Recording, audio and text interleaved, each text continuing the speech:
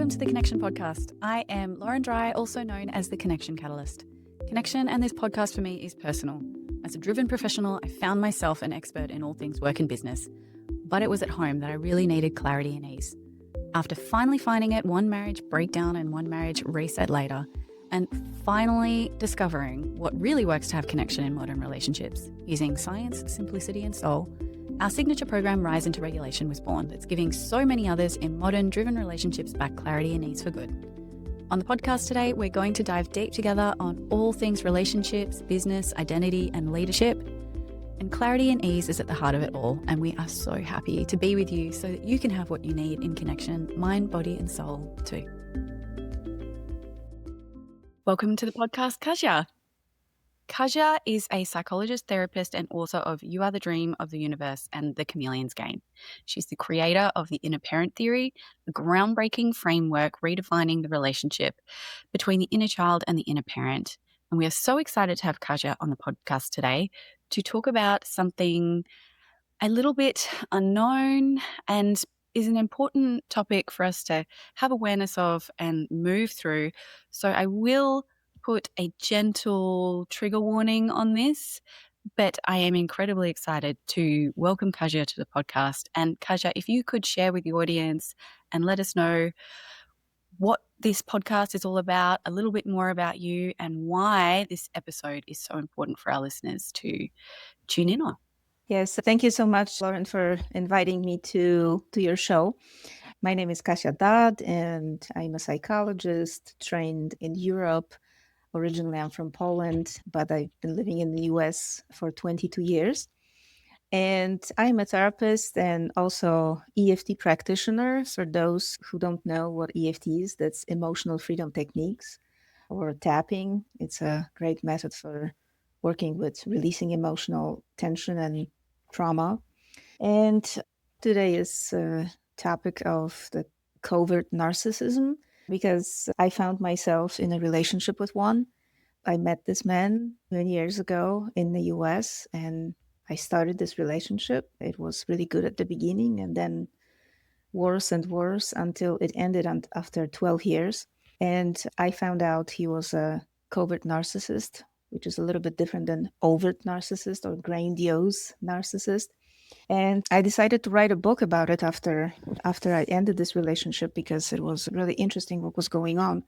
And many women with whom I started working who had similar stories, relationships with narcissists, they just asked me to write something about it. And at the beginning, I wanted to write a few articles, and then there were many articles in my head. So I decided to write a book, and that's how it happened. And I want to talk about the covert narcissism because the topic is really popular these days. Many people talk about narcissism. There are podcasts and books and shows and many YouTube videos.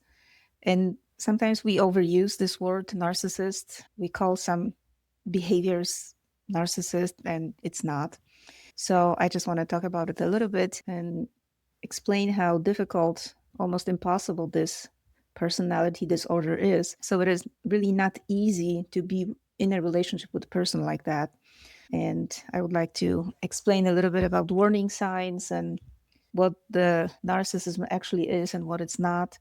And many women and men are in relationships like that, because now we can identify what we called, a long time ago, we called it difficult character or difficult people or difficult marriage or difficult relationship.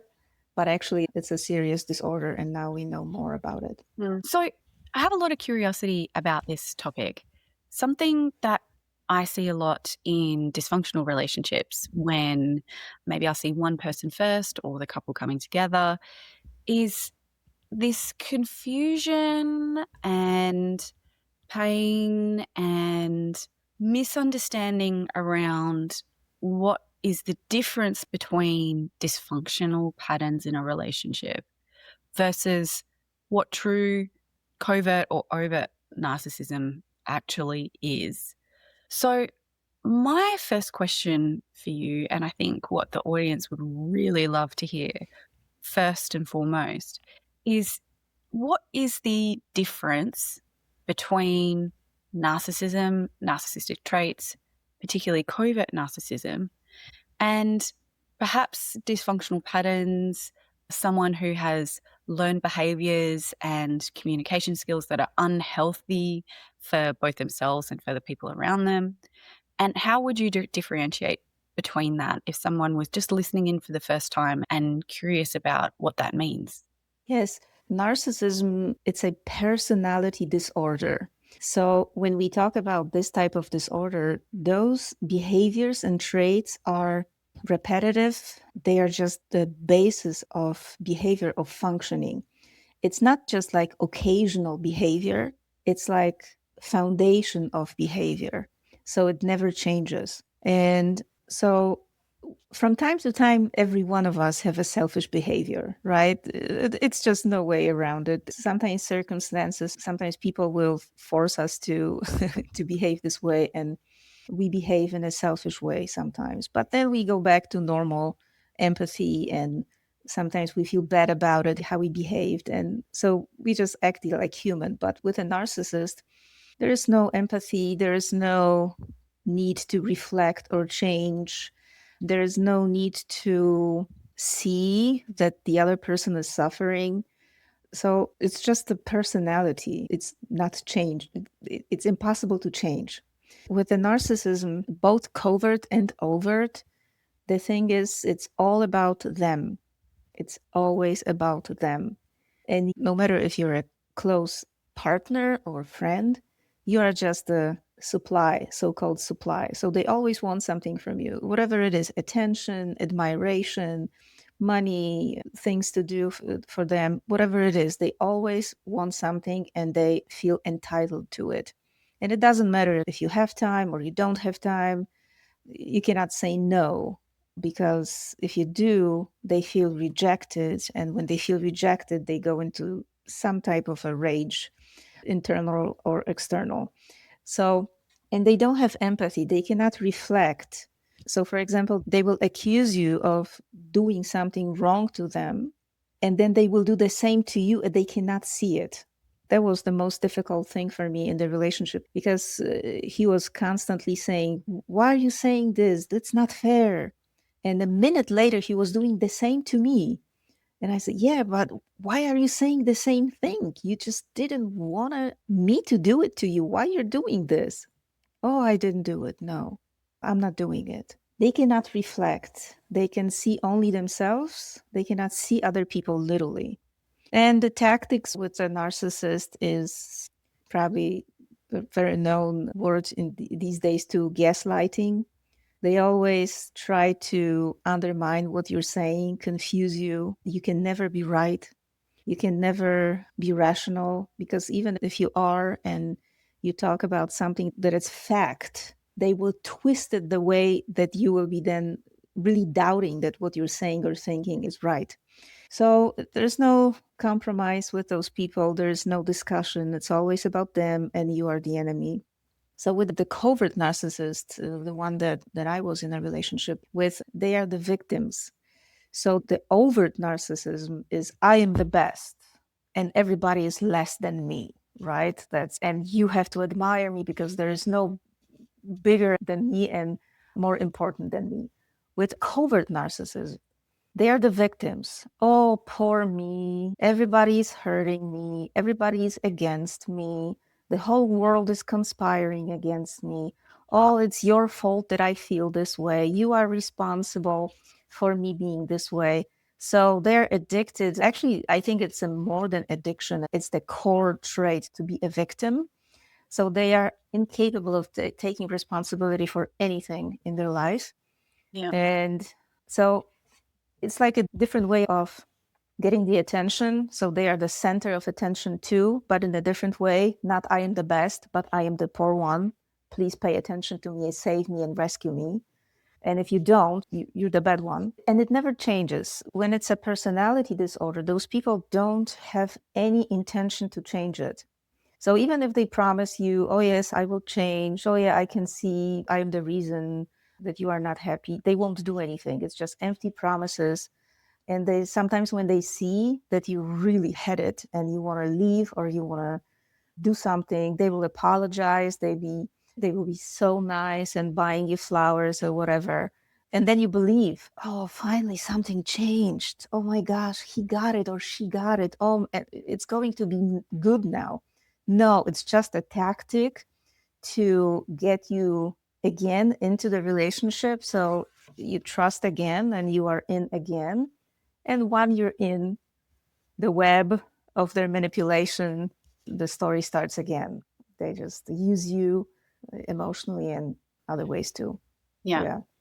It never changes. When I looked into the difference between overt narcissism and covert narcissism, one of the best descriptions I found was that overt narcissism says, look at me, while covert narcissism says, you've hurt me, while still centering themselves and Yes. avoiding true relationship repair. I'm curious, when it comes to relationship patterns and the type of person that may find themselves in relationships with a covert narcissism, what is your experience with supporting women or men with finding themselves in these relationship dynamics? What are the perhaps background patterns and family dynamics that maybe someone would have grown up with that maybe leave them a little bit more susceptible to perhaps missing the cues when it comes to meeting someone with true covert narcissistic traits? Yeah. So with the covert one, what they want, and that's the core of their disorder, is to be rescued, to be saved, and to get empathy and love and attention, like 3-year-old. So those people who are empathetic, those people who like to help, those people who are sensitive to suffering of others, those people who are therapists, hello. I do it for a living because I really enjoy doing this type of job. I really like it. So it will be attractive to them because they will be hoping underneath that, oh, she's the one or he's the one who is helping others and have this compassion and attention. And then it's, of course, getting exploited because they know how to manipulate with empathy. They will manipulate your empathy with guilt and other, look at me, poor me, why you're not saving me. Yeah. So those people who are empathetic and sensitive, they will get sucked into that Yeah. if they don't see what it is. It is funny because when I have supported people in the past or have been supporting people with questions around the difference between true narcissism and just relationship dysfunction, something that I notice and I've identified in the clients that I've worked with is a repeating pattern of the women or men in relationships with people who have narcissistic traits is that they have a high level of adaptive codependency. So with adaptive codependency, it doesn't look like you would think it would.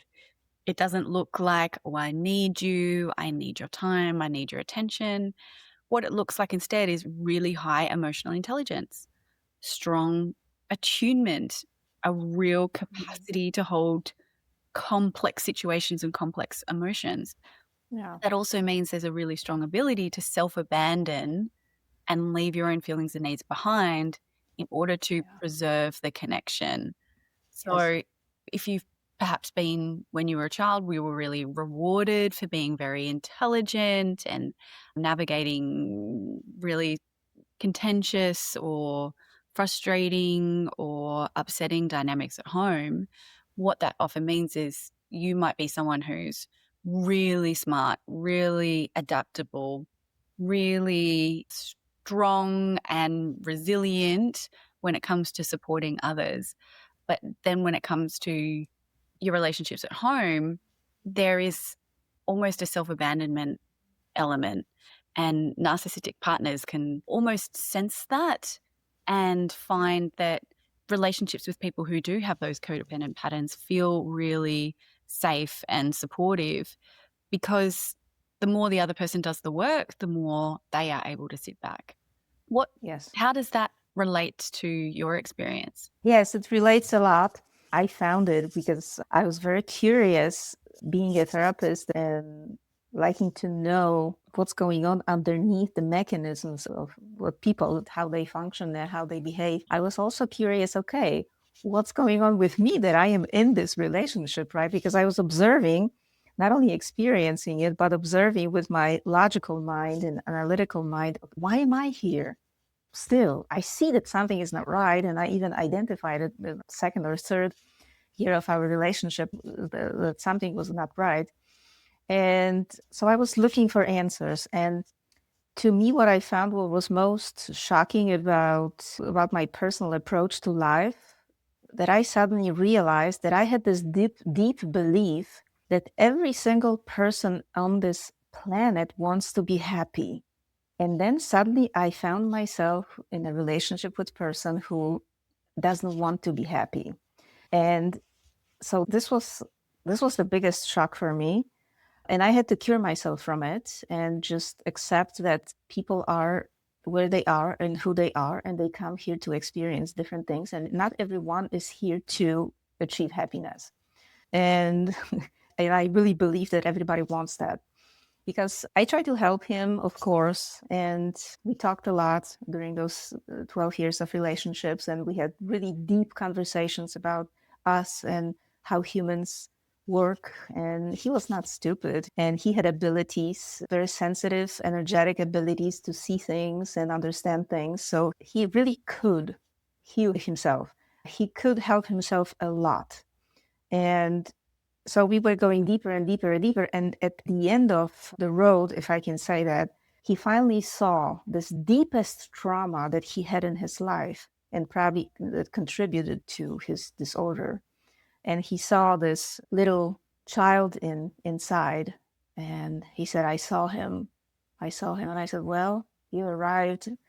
And now it's just enough if you just hold this little kid inside and accept, and you're done. And he said, no, I don't want to. So what do you mean you don't want to? That's the dream of every person, to get to that point, to find the real I. No, I don't want to. I want to keep him in this dungeon behind a thick wall, and I don't want to know him. And I was speechless. That was the biggest shock for me, that those people just don't want to be happy, because the control, the addiction to control, and the control as the main thing as a survival tool, it's so important that they won't let go.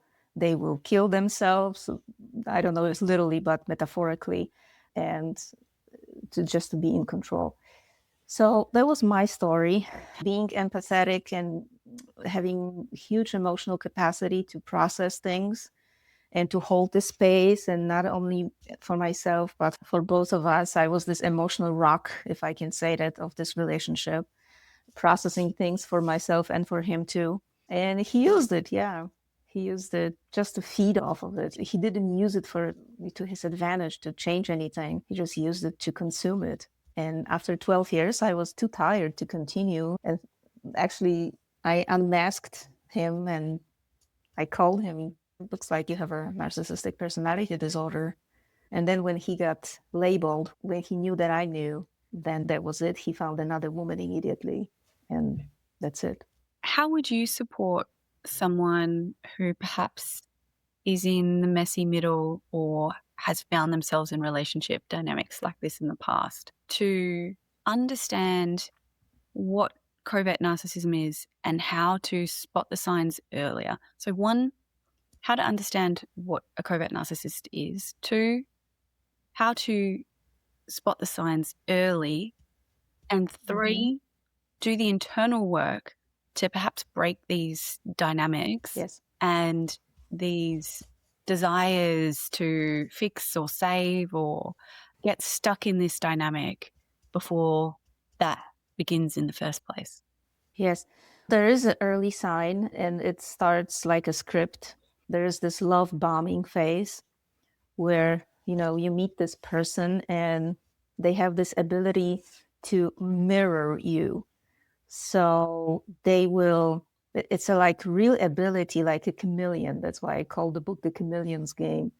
They will mirror you to the point that you think that you literally met your other half. It feels like you met yourself in the other person. It's so perfect and so almost impossible and so sucking you in because it feels deep, it feels good. And so you just immediately in. So if you meet a person and the person is so perfect, saying exactly what you need, doing exactly what you need or want, everything is so perfect and there's no flaw, and you are just like, wow, that's the first red flag. Then when it begins with a very, very, very strong intensity, that you feel immediately like you know this person, or you've known this person forever, and it's your home. People say, oh, you are my home. And you feel the third day you meet this guy or this woman, that's the warning sign, because real love usually develops over time, and it's also a friendship. It's not just this intense, deep feeling that it's hot and strong inside. Usually that means it's a trauma bond when it's so strong and immediate. So that's something to pay attention to. Give it more time. I didn't. I met this guy and he online, and he came to me to visit me in Chicago. And at the beginning I had a good plan to meet the guy a little bit, and he lived in a different state, and I was going to visit him in my plan, and okay, you will visit me. And then he came, and on the third or maybe fourth day I said, you know what, I'm going to quit my school. I was going to college at that time. It was an additional college, it was not in my main school. I'm going to quit college, I'm going to just leave, and I can go live with you. And he said yes, and it happened in 1 week. I dropped everything and I left across the United States to live with a stranger. Okay, because the intensity is so strong, and because it's so strong to you, it feels so real that you have no doubts. Yeah, no doubts. You just go, and that can be deceiving, and it was. It turned out. So those are the warning signs. Just give time, and if it's too intense and too beautiful right from the start, just, I'm not saying drop it, but just step back and observe. Yeah. Figure out the difference between Mm-hmm. what's a nervous system addiction Mm-hmm. versus true values match. Yes. Yes. Yeah. Yeah. What would you say the third question around that is, if you are someone perhaps who's found yourself in these dynamics before and you want to have more discernment around whether your partner does have these traits Mm-hmm. or whether this is simply dysfunction in the relationship, what is the internal work that you could do as someone who is highly intelligent, someone who is incredibly capable, and someone who wants to make sure that this is not something that they're destined for? Well, I found out and I saw that the only way out is a way through your own eye, the deep eye. So the way out is the way to go within. And what helped me during the whole relationship, because I am the EFT practitioner and I do EFT with people and I do EFT on myself. That's what saved me mostly, because every time when something happened and was uncomfortable or unpleasant, there were some unneeded emotions and situations at home, I immediately went in my room. Okay, let's process it. So I was processing it and doing the EFT and discovering step by step that part of me that went into this relationship, that said yes to this relationship. So the inner work, finding your own boundary, being not afraid of saying no, because sometimes people have too much compassion to say no. Oh, I don't want to say no because they will feel bad. I don't want to be the bad guy who says no and then the person will be suffering or feeling bad. Yeah, learn how to say no, and sometimes because you need it to do it for yourself, to say no. Because we don't say no, we forget ourselves, and then we allow ourselves to be exploited too much. And so that's what I've started doing, to setting more and more boundaries. And interestingly enough, the more boundaries I set, the more unhappy he was and distancing himself and accusing me of being not good and supportive partner. Those who believe that everything is fixable, that's the lesson of kind of a humility. saying not everything and not everybody is fixable. Sometimes you just have to let things and people be, and that's okay. So we cannot save everybody or help everybody. And that's a deep lesson too, because then we have to admit in some situations we are powerless, and that's okay. We cannot have power over everything and everybody. And in terms of being helpful, that we can really do something, sometimes we can't. In terms of tools, I always encourage people to try EFT. If somebody knows what EFT is, that's great. If people don't know, I really encourage to explore emotional freedom techniques. It's free, it's safe, it's simple, and it does wonders on a deep level. That's something that regular talk therapy and talking and analyzing won't do, because many times the problem is on the level of emotions and feelings, and talk therapy doesn't go there where it needs to in the system. So if somebody is in trouble and alone and not supported in their situations right now, there's plenty of resources online, emotional freedom techniques, and people can start from a single EFT exercise and the shift will start happening. I really value that you're saying that as a psychologist, that particularly for people who are incredibly intelligent, highly capable, highly adaptable, that talk therapy alone, particularly if you've been doing it for a really long time, is not the complete Mm-hmm. skill set that you need. You find a No. therapist or perhaps a holistic therapist or a coach who really understands and focuses on somatics and the Yeah. unconscious and the patterns underneath. It's life changing, Yes. particularly for people who have these patterns, who are familiar with just learning enough. If I just learn enough about the other person or about myself, then everything will be Mm-mm. better. So there's so much No. more to it. No matter how much you learn about the other person, the narcissist, and no matter what you do, it will do absolutely nothing. The way out from this is to know yourself better and better. And that's what happened to me. Yeah. Yeah. I'm curious, Mm-hmm. and this might sound confusing to some people, but it'll definitely resonate for others. There are people who I have worked with in the past who I would not identify as true narcissists, but they do have narcissistic traits. And there may even be people who are listening to this and look into the definition of a covert narcissist and an overt narcissist. And there may be a small voice in their own minds and their own hearts that says, oh gosh, there are some traits that I identify with. What does that Mm-hmm. mean? How can I, if I resonate with some of this, does that mean there's no hope for me and I can't ever be in a relationship? How would you speak to someone who has curiosity about things like that? Maybe feeling like, I think you mentioned some of the terms there around always feeling like they're a victim, always feeling like things don't work out, and maybe having addictive patterns in relationships and really always being drawn to very intense emotional experiences. The people who have that level of curiosity, if you're a true covert narcissist, you're probably not going to have that level of awareness. But I really do want to speak to people who, if they are at a level of self-growth where that curiosity is there, the question that comes up for me when I'm hearing this and a lot of this, is there hope for people who do maybe even identify with some of these traits? And, or is, if you identify with some of these traits, how would you tell the difference between whether you are a true covert narcissist or overt narcissist and it's not treatable and maybe it's not possible to have a deep and intense relationship, versus someone who says, oh no, if I look back objectively on some of my patterns, there are signs and signals here. Does that mean there's no hope for me? I'm curious. I really want to go there around that Mm-hmm. question. Is there hope for people who Mm-hmm. identify with some of those traits? Yes, like I mentioned before, sometimes we can have single traits, but they are not the personality disorder. Mm. They may be traumas. For example, yeah, if somebody is oversensitive or has anxiety disorder and it's focused on themselves too much, it's not personality disorder. It may be just trauma.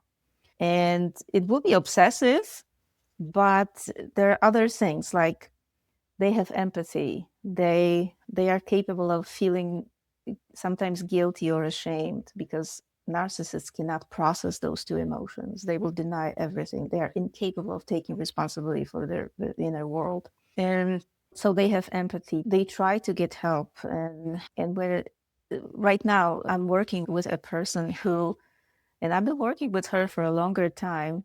She is highly intelligent and has a lot of trauma from childhood, yes, and some generational trauma too. And you could say, if she described her behavior, you could say, oh my gosh, she's a narcissist. But she's been working for over a year now, I think it's almost 2 years, tirelessly on discovering more and more and more and releasing and discovering and releasing and discovering and releasing again deep traumas that she didn't know she has, that she's in a different place now after those 1.5 year or two, totally in a different place.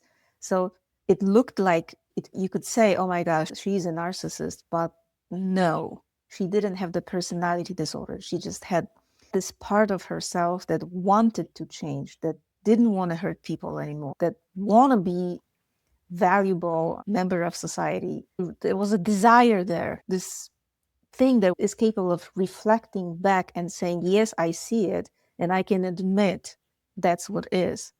And I want to change it, and I want to release it. And I want to, when I find out where it happened, and I want to do EFT and other things to get rid of it because I'm tired of being like this. So narcissists don't have that. They just are not interested in changing.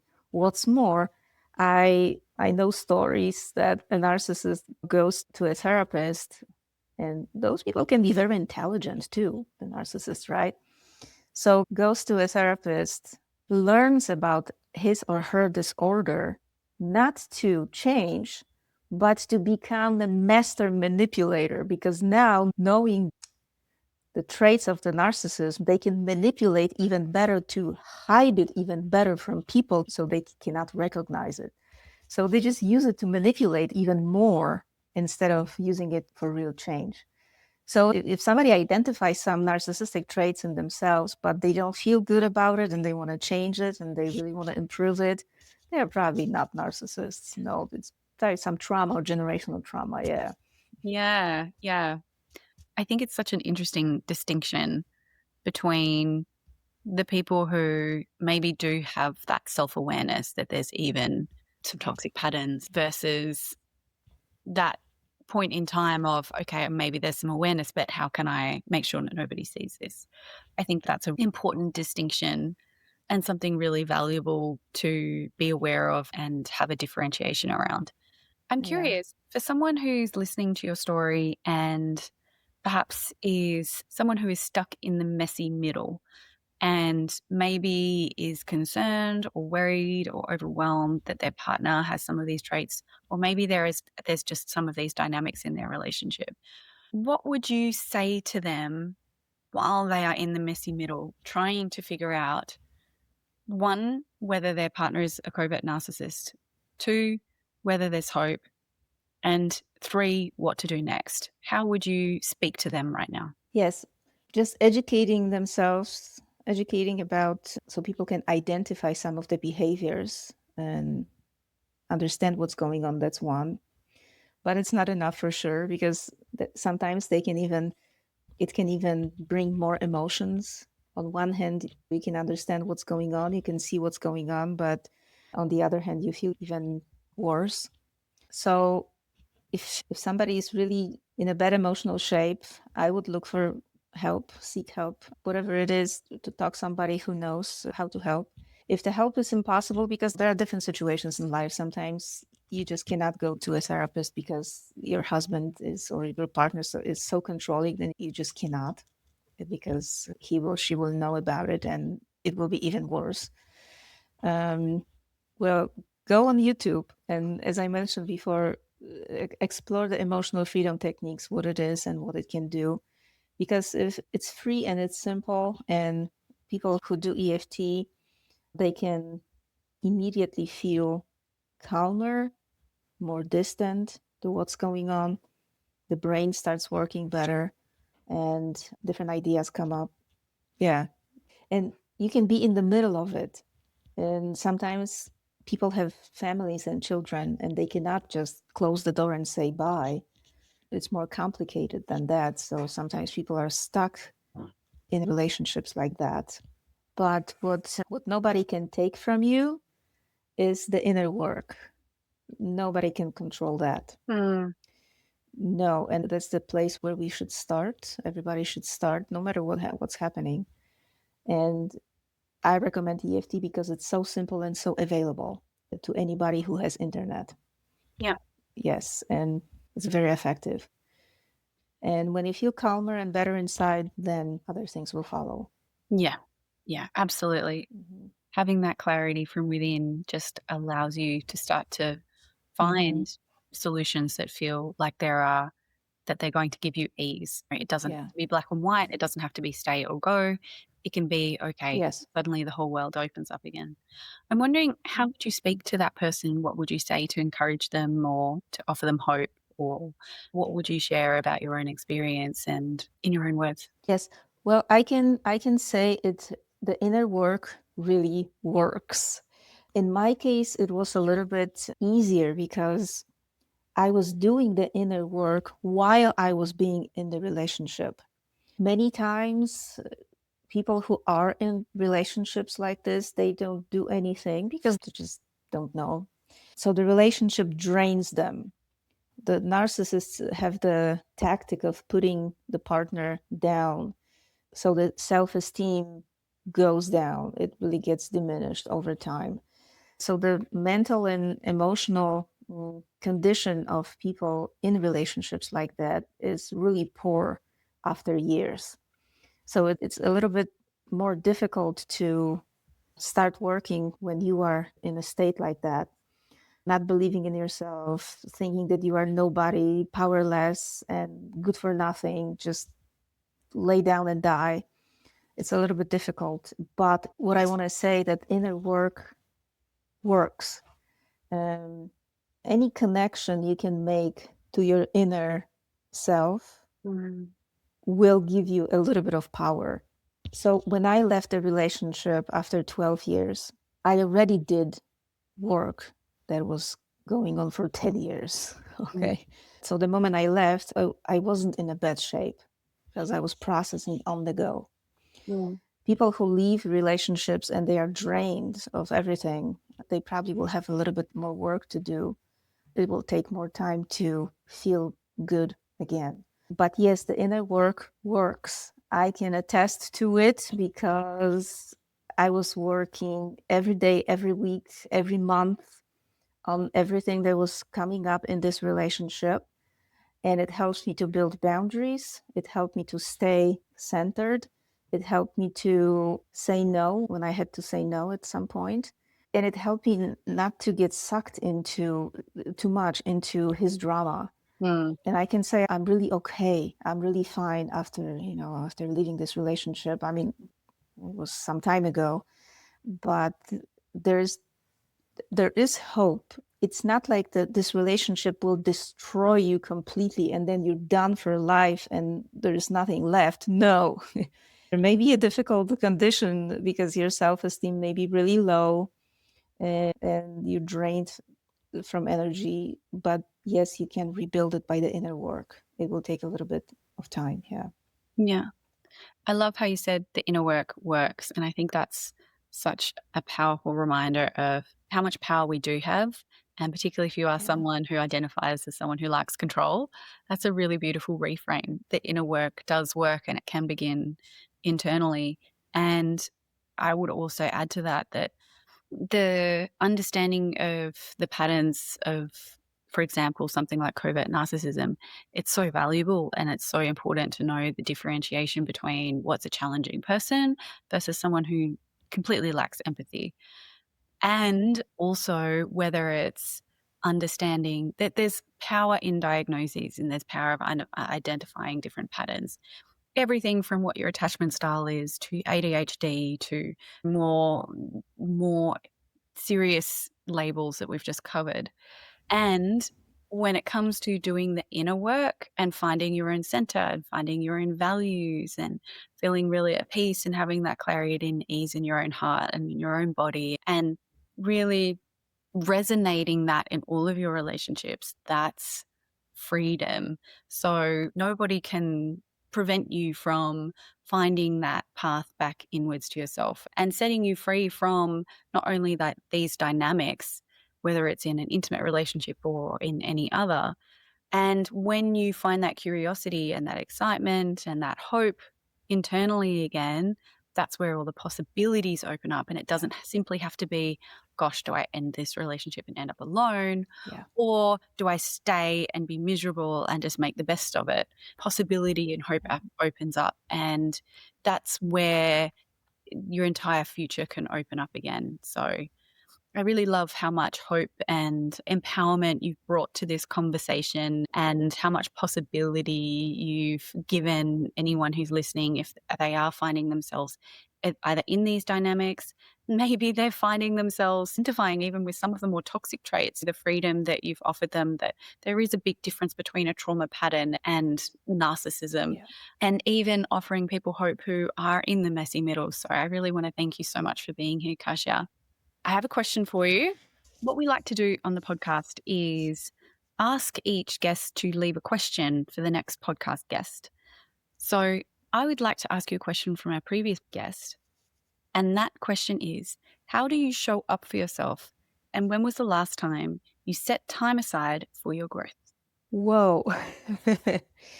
Well, I set myself time. I mean, I do it every day. I mean, that's the really interesting question because that's my biggest passion. And it started when I was 7, just a curiosity about how everything works underneath the human being, the life and everything.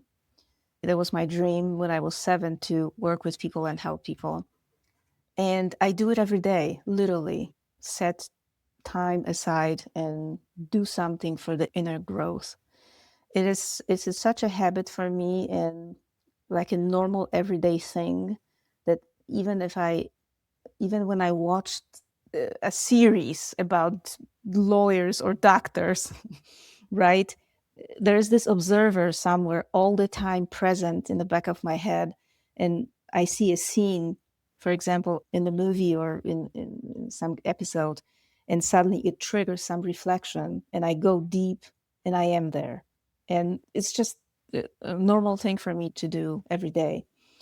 Maybe what helps is that I don't have children because I never wanted to have children because I felt I just have to do something else in life, not family. And I knew it when I was 10, so I don't know why, but I did.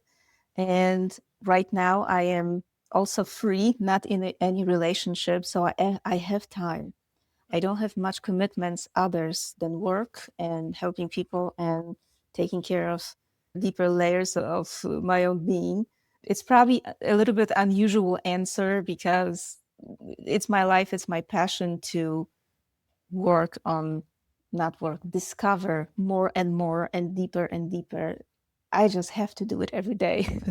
I love that. I'm also curious if you could leave a question for the next podcast guest on the Connection podcast, not knowing who they are, what question would you leave? Okay, so I'm asking this person, when were you really happy last time in your life? Oh, I love that.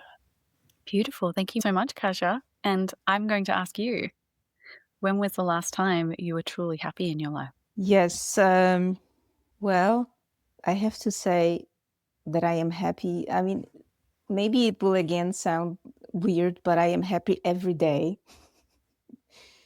And it's not because I'm so unusual or happy. No, it's just, you know, it's a direct result of being close to your own self, to your own deep eye, because I do it deliberately every day. I put my attention deeply in my center where I feel my eye lives. And when I go there, it's suddenly warm. It's suddenly everything is okay. I don't have to worry about anything because I know I am supported by whatever it is, the universe or God or whatever you call it. It's just there, it's available, and there are synchronicities and there's harmony, and it's just peaceful there all the time. So I do it every day because I know it's worth everything. Yeah, I felt it today. I felt it yesterday. Yes. That's beautiful. And there is no reason, external reason for being happy. It's just the connection of the mind and the body and somewhere deep inside. And it produces this well-being, state of well-being, if I can say that, inner well-being. I love that. Well, I would love to hear from you, Kasia.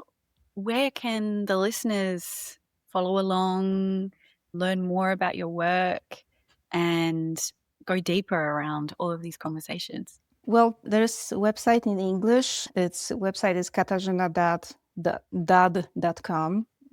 We'll put that in the Which show is notes. just my name. Make sure we're spelling that one Yes, right. and I invite people to read my books if they are interested. The first one is You Are the Dream of the Universe, which is about the inner parent and inner child connection that produces this beautiful inner state of well-being and sunshine.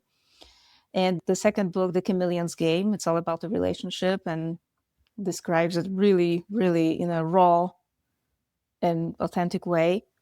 And also, I am in the process of building an application, phone application that will be doing EFT exercises for people on demand. And it's in final stages, so I think it will be available soon. And I hope it will be helpful to have a private individual coach in the pocket. Yeah. Well, thank you so much, Kasia. It has been such a blessing to have you on the podcast today to offer so much hope and wisdom and clarity around a really important but also sensitive topic.